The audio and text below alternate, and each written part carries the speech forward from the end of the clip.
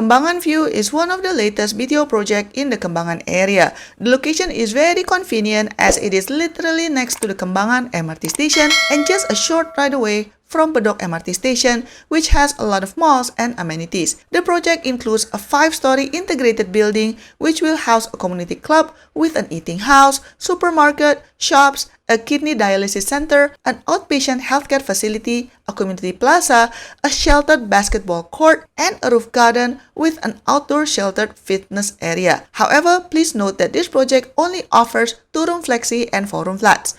Although other projects are more popular, I do think that Kembangan View is a gem in this launch as it is located in a mature area and surrounded by landed cluster, making it easy for you to get an unblocked view. Compared to the other plus projects, Kembangan Wave also has the lowest subsidy recovery rate at 6%. So even though you are still subjected to those strict restrictions such as a 10-year MOP, cannot rent out the whole unit even after MOP, income ceiling for the future buyers, cannot sell to PR couples, etc., but at least the subsidy recovery is still modest. Now let's talk about pricing. You can see the price range here exclude grants, and I've also added the price after the grant. To help you assess whether these BTO prices are reasonable or not, I've also added the transacted price of nearby resale flats of similar types.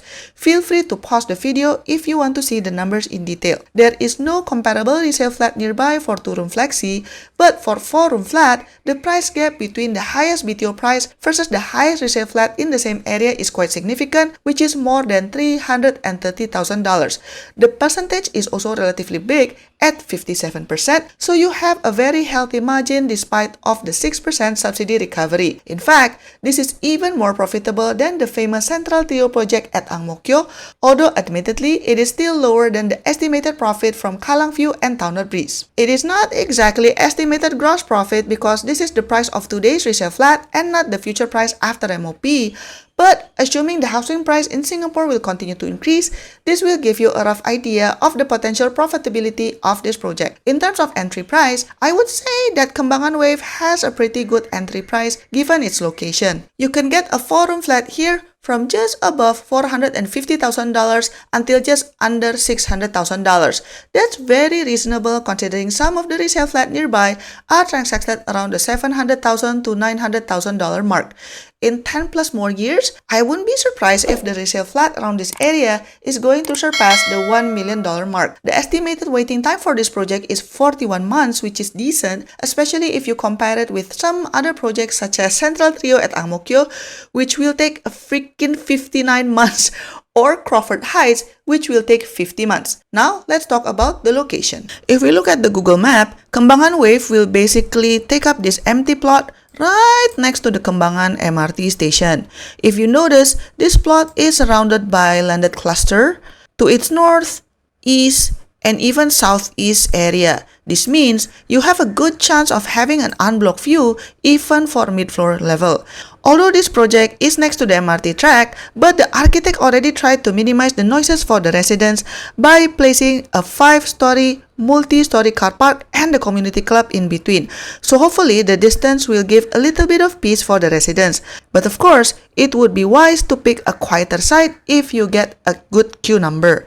The area is pretty much done up. I don't see more empty plots, so I guess you don't have to worry about a lot of construction noises if you buy this BTO. This is unlike if you apply for Bayshore Palms or Bayshore Vista. Amenities around the area are more of small shops, but if you want more options, you can just take a bus or MRT to Bedok MRT station area, which is this one, because it has more malls and more amenities options around there.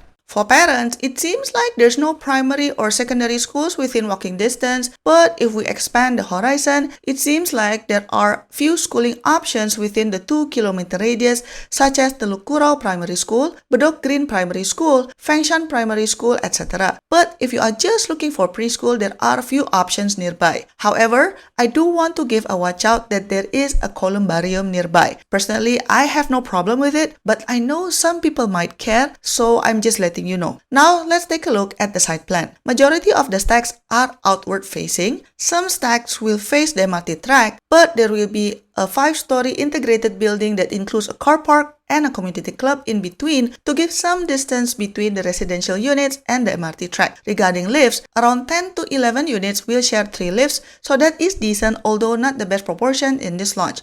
Sheltered walkways to MRT station as well as neighboring HDB cluster will also be there, so you don't have to worry about rain. There will be a good amount of amenities within the cluster, including a preschool, eating house, supermarket, shops, and healthcare facilities, including a kidney dialysis center. Which stack is the best stack? For 2-room flexi, the best stack would be 112 or 114 because even if you only get a mid-floor, you can get an unblocked view towards the landed estate and not facing the MRT track. For a 4-room flat, I would recommend stack 106, 108, or 1110 to get an unblocked view. Watch out that if you get stack 120, 122, or 140, then you will be facing the car park and the MRT station. Hence, if your options are limited to these stacks, try getting a higher floor unit. Okay, let's do a quick recap. I think this project is a gem. I would pick this over the 2 Bayshore projects if I'm looking for a home around the east area. The main selling point is obviously this project located next to an MRT station. HDB also planned a lot of facilities within the cluster such as a supermarket, an eating house,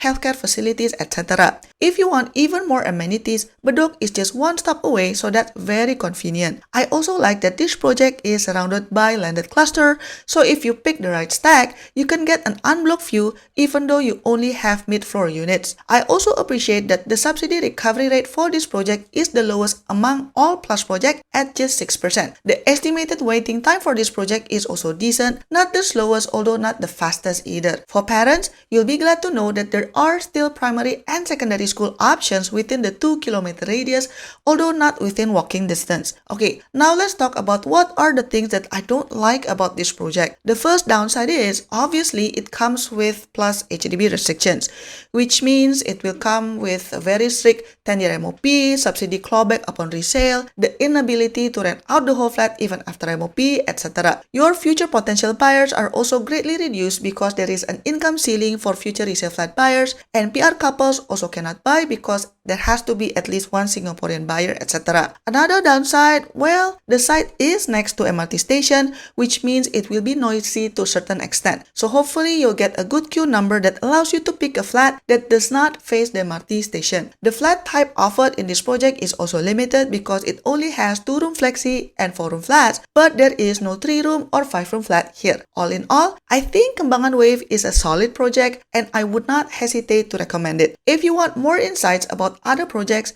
check out my other videos in this channel. Don't forget to like and subscribe, and I'll see you in my next video. Bye bye!